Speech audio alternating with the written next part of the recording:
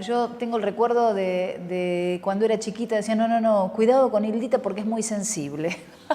O sea que me la pasaba llorando y mal. Estoy hablando de 5 o 6 años. Ahí empecé a recibir como esta respuesta de mi sensibilidad, entonces me empecé a ver como, o sentir que había alguna diferencia entre mis hermanas, que somos 3 hermanas, con respecto a la sensibilidad de las cosas. Luego, en primer grado, empecé a tocar la guitarra criolla con una profesora de música del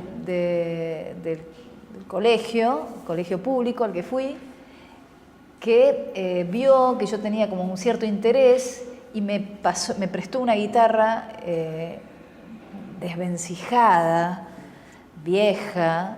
Guitarra de colegio. Guitarra de colegio, público.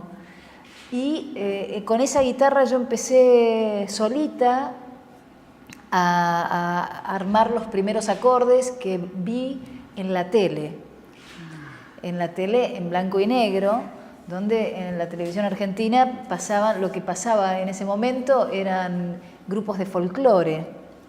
Entonces, mirando a los chalchaleros o los fronterizos, grupos de esa década del 70, yo empecé a adivinar esos acordes y así empecé como a tocar esa guitarra solita, adentro de un placar, muy tímidamente. Nunca me había proyectado, bueno, estamos hablando de primer grado, o sea que de allí a lo que soy ahora, una eternidad. Pero yo cuando en mi adolescencia siempre era como el centro de los fogones y los grupos de chicos escuchábamos rock sajón y también escuchábamos rock argentino. Ahí empezó como a emerger varios grupos del rock argentino como que se llamaban Almendra, Invisible, Pescado Rabioso, Luis Alberto Spinetta, después Sui Generis. Entonces, todo ese caldo de cultivo de ese rock cantado en español, yo lo compartía con otros chicos a mis 11, 12 años. ¿Vivías acá en Argentina o en el exterior en ese momento? Eso era antes de que me fuera a vivir a Estados Unidos. Ajá. Después, a mis 12 años, me fui a vivir a Estados Unidos y yo ya estaba escuchando también rock sajón. Escuchaba Led Zeppelin, Yes, Genesis. Bueno, entonces siempre con la música como lugar de comunicación y sin pensar en un momento de que yo iba a crear música por mí misma. Tardé mucho hasta reconocerme como música, porque yo antes, como profesión, iba a ser fotógrafa. De hecho, fui fotógrafa. Sí. Así que bueno, tengo como una imagen y sonido bastante presente, ¿no?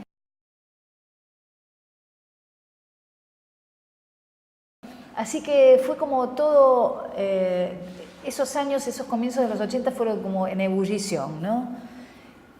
Yo seguía con esa guitarrita de los 6 años de esa primaria y era fotógrafa, que venía de Nueva York y artista y bohemia.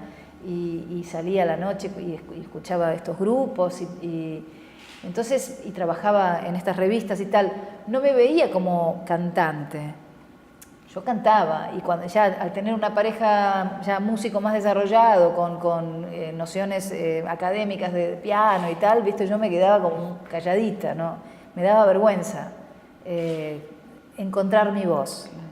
Y luego el tiempo me fue virando todo ese trabajo gráfico y artístico de imagen. Se diluyó cuando empecé a poner mi voz como en coros y en diferentes grupos y luego con grupos que ya empezaban a tener mayor predominancia y tal, y empecé a trabajar más de corista que de fotógrafa. Entonces, viste, en ese momento la fotografía era revelar, mezclar los líquidos, poner la temperatura a tiempo, bueno, era un montón de cosas que ahora en la era digital eso no está. Entonces, empecé a empíricamente y profesionalmente trabajar más con la música. Y así que mi tiempo se hizo más musical, sí. Y empecé a trabajar como cantante, cosa que nunca había imaginado, ¿no? Que uno cantaba y te pagaban. Claro. Digo, uff, ¿viste?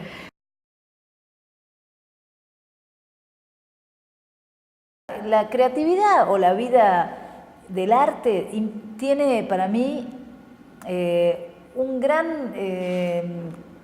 una gran porción de osadía, ¿no? Porque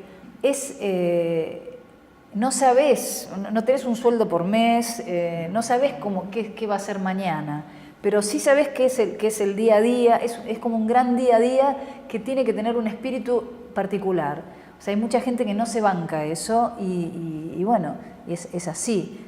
Está buenísimo, yo estoy feliz con este trayecto de vida donde llegué hasta aquí y creo que me faltan canciones por hacer, creo que me faltan poesías por escribir y también conceptos por bajar, ¿no? Yo creo que la creatividad se trabaja día a día. Hay veces que puede ser mucho más creativo que otro, hay veces que puede no ocurrirse nada, que no se te ocurre nada y de qué me disfrazo.